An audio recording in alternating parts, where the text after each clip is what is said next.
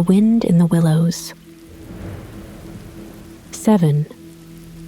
The piper at the gates of dawn. The willow wren was twittering his thin little song, hidden himself in the dark selvage of the riverbank. Though it was past 10 o'clock at night, the sky still clung to and retained some lingering skirts of light from the departed day, and the sullen heats of the torrid afternoon broke up and rolled away at the dispersing touch of the cool fingers of the short midsummer night. Mole lay stretched on the bank, still panting from the stress of the fierce day that had been cloudless from dawn to late sunset, and waited for his friend to return. He had been on the river with some companions, leaving the water rat free to keep an engagement of long standing with Otter. And he had come back to find the house dark and deserted, and no sign of Rat, who was doubtless keeping it up late with his old comrade. It was still too hot to think of staying indoors, so he lay on some cool dock leaves and thought over the past day and its doings, and how very good they all had been. The rat's light footfall was presently heard approaching over the parched grass. "Oh, the blessed coolness," he said, and sat down, gazing thoughtfully into the river, silent and preoccupied. "You stayed to supper, of course," said the mole presently. "Simply had to," said the rat. "They wouldn't hear of my going before. You know how kind they always are. And they made things as jolly for me as ever they could, right up to the moment I left. But I felt a brute all the time, as it was clear to me they were very unhappy, though they tried to hide it. Mole, I'm afraid they're in trouble. Little Portly is missing again, and you know what a lot his father thinks of him, though he never says much about it." "What, that child?" said the mole lightly. "Well, suppose he is. Why worry about it? He's always straying off and getting lost and turning up again. He's so adventurous, but no harm ever happens to him. Everybody hereabouts knows him and likes him, just as they do old Otter, and you may be sure some animal or other will come across him and bring him back again all right. Why, we've found him ourselves, miles from home, and quite self-possessed and cheerful. Yes, but this time it's more serious," said the rat gravely. "He's been missing for some days now, and the otters have hunted everywhere, high and low, without finding the slightest trace. And they've asked every animal too, for miles around, and no one knows anything about him. Otter's evidently more anxious than he'll admit. I got out of him that young Portly hasn't learnt to swim very well yet, and I can see he's thinking of the weir. There's a lot of water coming down still, considering the time of the year, and the place always had a fascination for the child. And then there are, well, traps and things, you know. Otter's not the fellow to be nervous about any son of his before it's time. And now he is nervous. When I left, he came out with me, said he wanted some air, and talked about stretching his legs. But I could see it wasn't that, so I drew him out and pumped him, and got it all from him at last. He was going to spend the night watching by the ford. You know the place where the old ford used to be, in bygone days before they built the bridge? I know it well, said the mole. But why should Otter choose to watch there?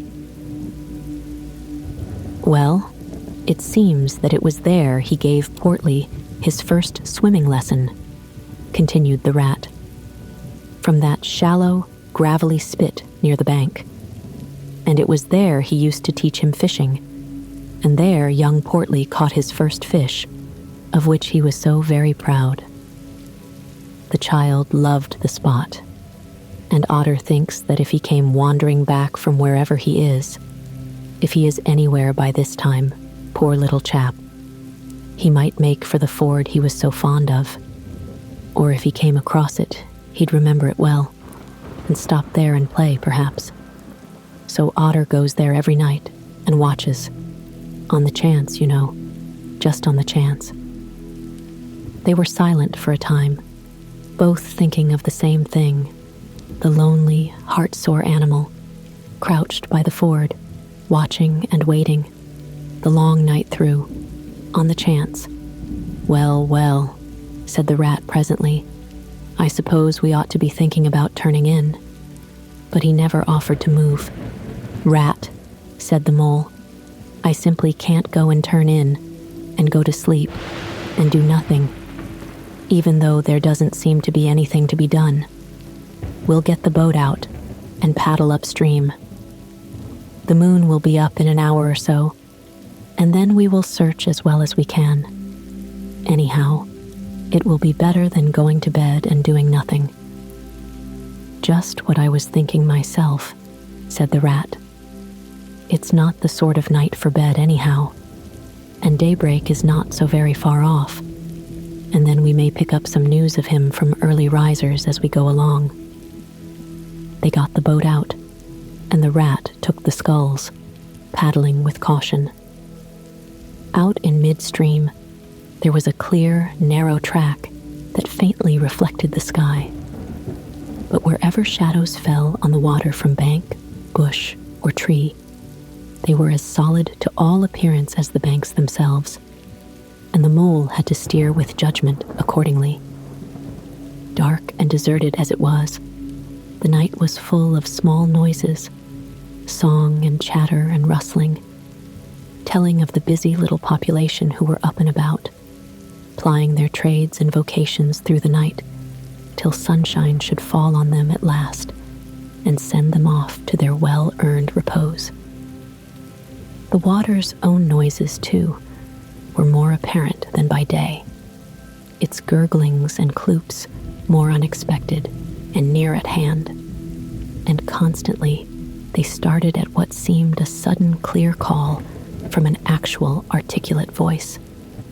The line of the horizon was clear and hard against the sky, and in one particular quarter it showed black against a silvery climbing phosphorescence that grew and grew. At last, over the rim of the waiting earth, the moon lifted with slow majesty till it swung clear of the horizon and rode off, free of moorings. And once more they began to see surfaces, meadows widespread, and quiet gardens, and the river itself from bank to bank, all softly disclosed, all washed clean of mystery and terror, all radiant again as by day, but with a difference that was tremendous. Their old haunts greeted them again in other raiment, as if they had slipped away and put on this pure new apparel and come quietly back, smiling as they shyly waited to see if they would be recognized again under it. Fastening their boat to a willow, the friends landed in this silent, silver kingdom and patiently explored the hedges, the hollow trees, the runnels, and their little culverts, the ditches and dry waterways. Embarking again and crossing over, they worked their way up the stream in this manner, while the moon, serene and detached in a cloudless sky, did what she could, though so far off, to help them in their quest, till her hour came, and she sank earthwards reluctantly and left them, and mystery once more held field and river. Then a change began slowly to declare itself. The horizon became clearer, field and tree came more into sight, and somehow, with a different look, the mystery began to drop away from them. A bird piped suddenly and was still, and a light breeze sprang up and set the reeds and bulrushes rustling. Rat, who was in the stern of the boat, while Mole sculled, sat up suddenly and listened with a passionate intentness. "Mole," who with gentle strokes was just keeping the boat moving while he scanned the banks with care, looked at him with curiosity. "It's gone," sighed the rat, sinking back in his seat again. "So beautiful and strange and new. Since it was to end so soon, I almost wish I had never heard it, for it has roused a longing in me that is pain, and nothing seems worthwhile but just to hear that sound once more and go on listening to it forever." "No, there it is again," he cried, alert once more. Entranced, he was silent for a long space, spellbound. "Now it passes on and I begin to lose it," he said presently. "O mole, the beauty of it, the merry bubble and joy, the thin, clear, happy call of the distant piping. Such music I never dreamed of, and the call in it is stronger even than the music is sweet. Row on, mole, row, for the music and the call must be for us." The mole, greatly wondering, obeyed. "I hear nothing myself," he said, "but the wind playing in the reeds and rushes and osiers." The rat never answered, if indeed he heard. Rapt, transported, trembling, he was possessed in all his senses by this new divine thing that caught up his helpless soul and swung and dandled it, a powerless but happy infant in a strong, sustaining grasp. In silence, Mole rowed steadily, and soon they came to a point where the river divided, a long backwater branching off to one side. With a slight movement of his head, Rat, who had long dropped the rudder lines, directed the rower to take the backwater. The creeping tide of light gained and gained, and now they could see the color of the flowers that gemmed the water's edge. "Clearer and nearer still," cried the rat joyously. "Now you must surely hear it. Ah, at last, I see you do." Breathless and transfixed, the mole stopped rowing as the liquid run of that glad piping broke on him like a wave, caught him up, and possessed him utterly. He saw the tears on his comrade's cheeks, and bowed his head and understood. For a space they hung there, brushed by the purple leucostrife that fringed the bank. Then the clear, imperious summons that marched hand in hand with the intoxicating melody imposed its will on Mole, and mechanically he bent to his oars again. And the light grew steadily stronger, but no birds sang as they were wont to do at the approach of dawn, and but for the heavenly music, all was marvelously still. On either side of them, as they glided onwards, the rich meadow grass seemed that morning of a freshness and a greenness unsurpassable. Never had they noticed the roses so vivid, the willow herb so riotous, the meadow sweet so odorous and pervading. Then the murmur of the approaching weir began to hold the air, and they felt a consciousness that they were nearing the end, whatever it might be, that surely awaited their expedition. A wide half-circle of foam and glinting lights and shining shoulders of green water. The great weir closed the backwater from bank to bank, troubled all the quiet surface with twirling eddies and floating foam streaks, and deadened all other sounds with its solemn and soothing rumble. In mid-most of the stream, embraced in the weir's shimmering arm spread, a small island lay anchored, fringed close with willow and silver birch and alder. Reserved, shy, but full of significance, it hid whatever it might hold behind a veil, keeping it till the hour should come, and, with the hour, those who were called and chosen. Slowly, but with no doubt or hesitation whatever, and in something of a solemn expectancy, the two animals passed through the broken, tumultuous water and moored their boat at the flowery margin of the island. In silence, they landed and pushed through the blossom and scented herbage and undergrowth that led up to the level ground, till they stood on a little lawn of a marvelous green, set round with nature's own orchard trees, crabapple, wild cherry, and sloe.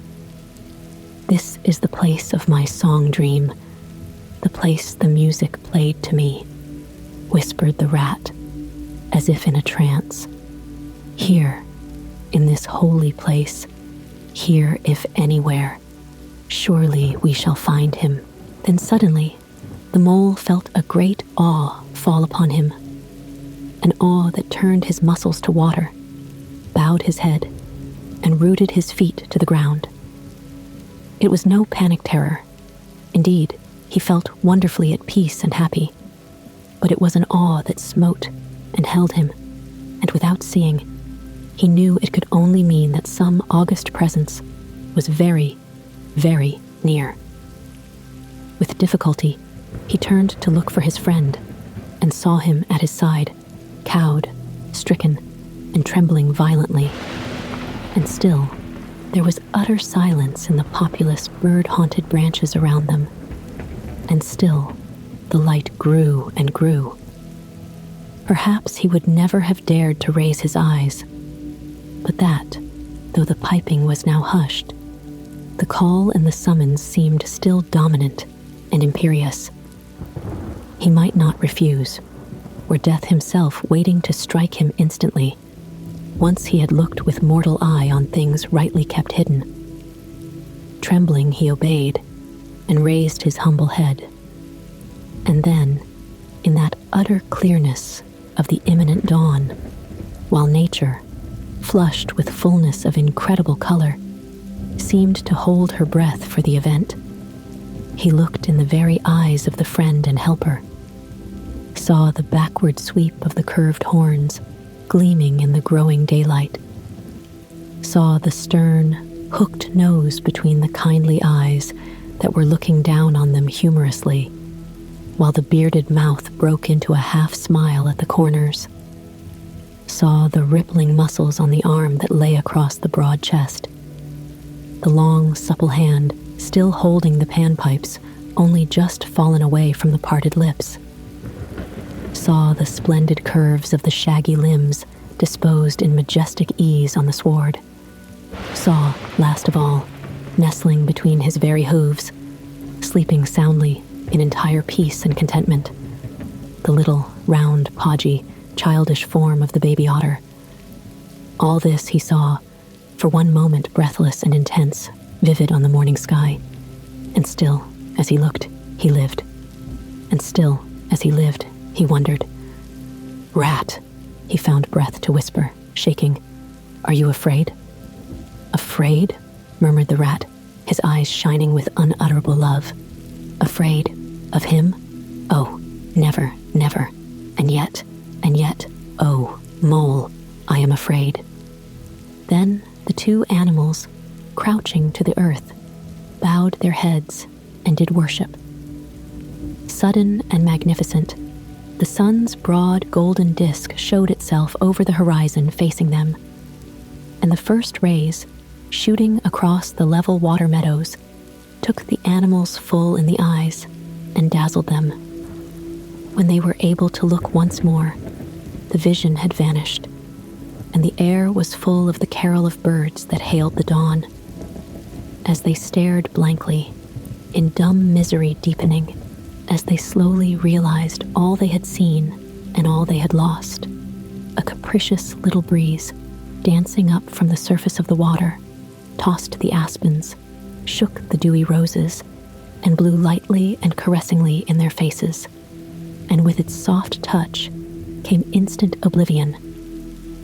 For this is the last best gift that the kindly demigod is careful to bestow on those to whom he has revealed himself in their helping, the gift of forgetfulness, lest the awful remembrance should remain and grow and overshadow mirth and pleasure, and the great haunting memory should spoil all the afterlives of little animals helped out of difficulties in order that they should be happy and light-hearted as before. Mole rubbed his eyes and stared at Rat, who was looking about him in a puzzled sort of way. "I beg your pardon," "What did you say, Rat?" he asked. "I think I was only remarking," said Rat slowly, "that this was the right sort of place, and that here, if anywhere, we should find him. And look, why, there he is, the little fellow." And with a cry of delight, he ran towards the slumbering Portly. But Mole stood still a moment, held in thought. As one wakened suddenly from a beautiful dream, who struggles to recall it, and can recapture nothing but a dim sense of the beauty of it. The beauty. Till that, too, fades away in its turn, and the dreamer bitterly accepts the hard, cold waking and all its penalties.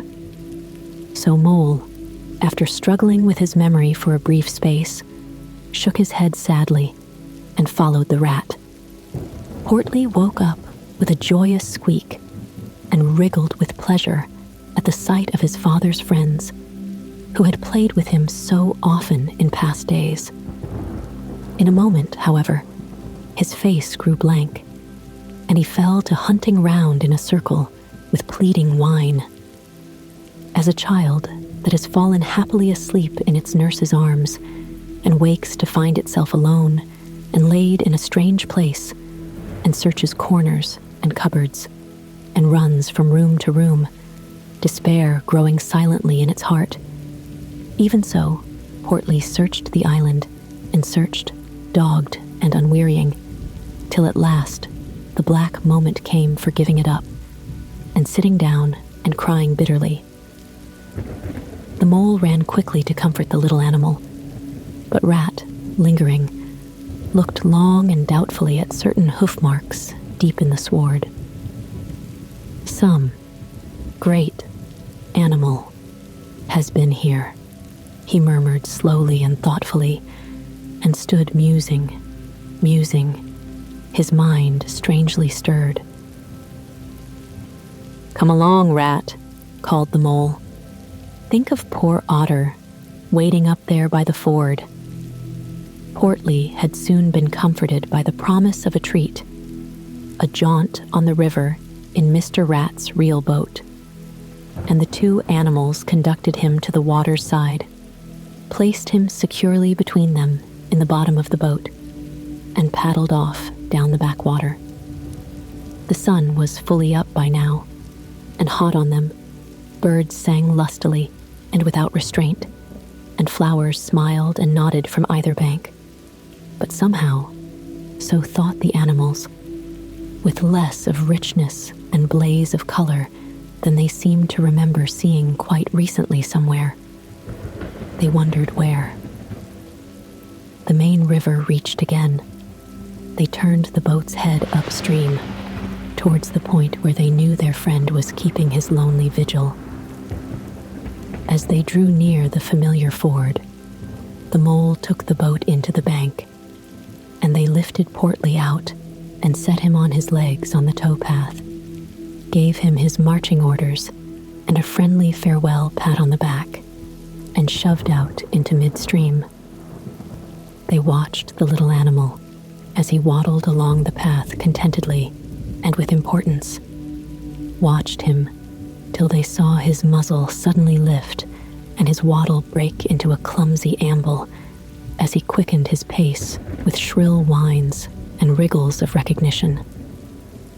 Looking up the river, they could see Otter start up, tense and rigid, from out of the shallows, where he crouched in dumb patience, and could hear his amazed and joyous bark as he bounded up through the osiers onto the path. Then the Mole, with a strong pull on one oar, swung the boat round and let the full stream bear them down again, whither it would, their quest now happily ended. "I feel strangely tired, Rat," said the Mole, leaning wearily over his oars as the boat drifted. "It's being up all night, you'll say, perhaps, but that's nothing. We do as much half the nights of the week at this time of the year. No, I feel as if I had been through something very exciting and rather terrible, and it was just over. and yet nothing particular has happened. Or something very surprising and splendid and beautiful, murmured the rat, leaning back and closing his eyes. I feel just as you do, Mole. Simply dead tired, though not body tired. It's lucky we've got the stream with us to take us home. Isn't it jolly to feel the sun again, soaking into one's bones, and hark to the wind playing in the reeds? It's like music, faraway music, said the mole, nodding drowsily. So I was thinking, murmured the rat, dreamful and languid. Dance music, the lilting sort that runs on without a stop, but with words in it too. It passes into words and out of them again. I catch them at intervals. Then it is dance music once more, and then nothing but the reeds' soft, thin whispering. You hear better than I, said the mole sadly. I cannot catch the words. Let me try and give you them, said the rat softly, his eyes still closed. Now it is turning into words again, faint but clear, lest the awe should dwell, and turn your frolic to fret. You shall look on my power at the helping hour, but then you shall forget. Now the reeds take it up. Forget, forget, they sigh, and it dies away in a rustle and a whisper. Then the voice returns. Lest limbs be reddened and rent, I spring the trap that is set. As I loose the snare, you may glimpse me there, for surely you shall forget. Row nearer, mole, nearer to the reeds. It is hard to catch, and grows each minute fainter. Helper and healer, I cheer. Small waifs in the woodland wet. Strays I find in it, wounds I bind in it, bidding them all forget. Nearer, mole, nearer. No, it is no good. The song has died away into reed talk. But what do the words mean? Asked the wondering mole. That I do not know, said the rat simply. I passed them on to you as they reached me. Ah, now they return again, and this time full and clear. This time, at last, it is the real, the unmistakable thing. Simple, passionate, perfect. Well, let's have it then, said the mole, after he had waited patiently for a few minutes, half dozing in the hot sun. But no answer came.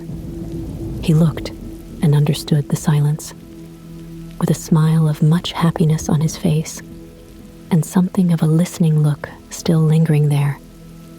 The weary rat was fast asleep.